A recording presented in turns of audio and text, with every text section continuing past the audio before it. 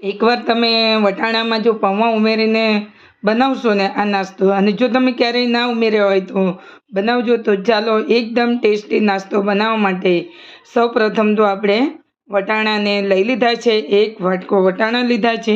એને આ રીતે આપણે ગરમ પાણી કરી અને એની અંદર બાફી લેવાના છે.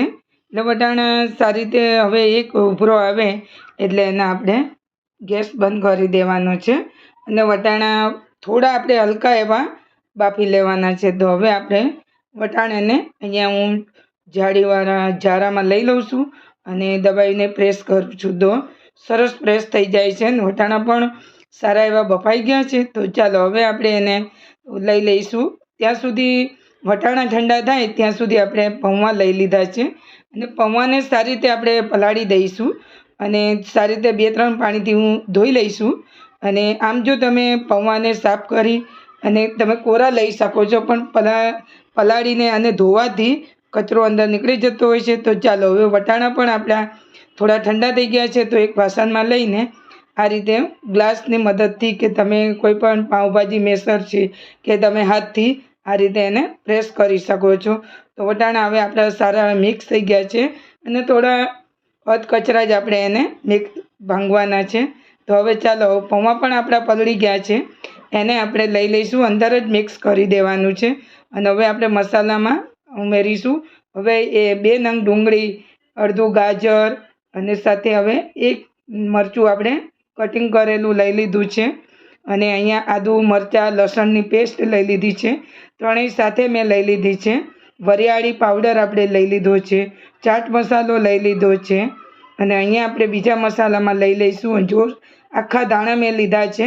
આખા દાણા ખૂબ જ ટેસ્ટ લાગે છે અને ખાવામાં આવે ને ત્યારે બહુ જ મજા આવતી હોય છે. તો આ રીતે આખા દાણા ઉમેરવાથી. અને હવે આપણે હળદર લઈ લઈશું, લાલ મરચું પાવડર લઈ લઈશું. અને હવે આપણે મસાલામાં આ રીતે થોડું જીરું લઈ લઈશું. હવે મસાલા બધા ઉમેરી અને ધાણા પાવડર લઈ લીધું છે. અને હવે આપણે આ મસાલા બધા ઉમેરાઈ જાય એટલે એની સાથે આપણે થોડો અજમો ઉમેરી દઈશું.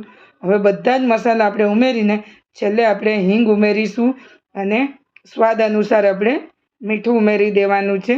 અને પછી આપણે ધાણા ઉમેરી દઈશું. તો હવે આપણે ચણાનો લોટ લઈ લીધો છે. બેસન આપણે ઉમેરી દેવાનું છે.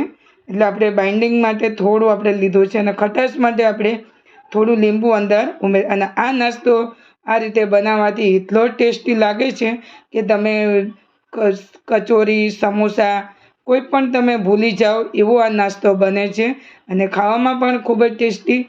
તો મિત્રો, તમે આ રીતે આ નાસ્તો બનાવશો ને તો તમે વારંવાર બનાવશો અને તમે એક વખત મારી રીતે બનાવજો તો તમે કહેશો કે નાસ્તો ખૂબ જ સરસ બન્યો છે.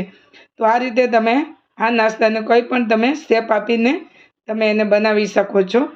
એવું નથી કે કોઈ પણ એક જ શેપ આપવો. કોઈ પણ શેપ આપશો ને તો તમારો નાસ્તો તો તમારો એવો જ બનવાનો છે, ટેસ્ટી. તો ચાલો, હવે આપણે આ રીતે લોટને સારી રીતે મિક્સ કરી દીધો છે અને મસાલા પણ સારી રીતે બધા મિક્સ થઈ ગયા છે. અને હવે આ રીતે જ તમારે એને બિલકુલ પાણી ઉમેર્યા વગર આપણે એને આ રીતે તૈયાર કરી લીધો છે. તો થોડું તેલ લગાવીને એને આ રીતે આપણે થોડો હલકો ચીકણો કરી લઈશું. તો સરસ રીતે આપણો લોટ સરસ બંધાઈ ગયો છે આનો આ રીતે. અને હવે અહીંયા મેં લઈ લીધું છે હાર્ટ શેપ, એટલે કે આ રીતે કટલેટ મોડ લઈ લીધું છે. આ રીતે હાર્ટ શેપ આવે છે એનાથી આજે આપણે બનાવીશું. એની અંદર મેં તેલ લગાવી દીધું છે અને થોડું થોડું આપણે હાથમાં લઈને આ રીતે એને શેપ આપી દેવાનું છે.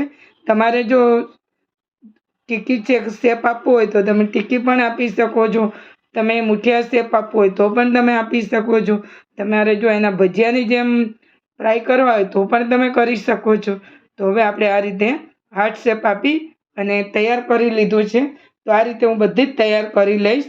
તો હું ફરી પાછું તમને બીજી વખત બતાવું છું. તો આ રીતે આપણે હાથમાં ગોળો વાળવો અને આ રીતે થોડું આપણે હથેળીમાં લઈને એને આ રીતે એને દબાવી દેવું. તો છે ને એકદમ ઇઝી આને બનાવવું. અને હવે આપણે આ રીતે થોડું હલકો હલકો પ્રેસ કરીને એને બહાર કાઢી લેવું.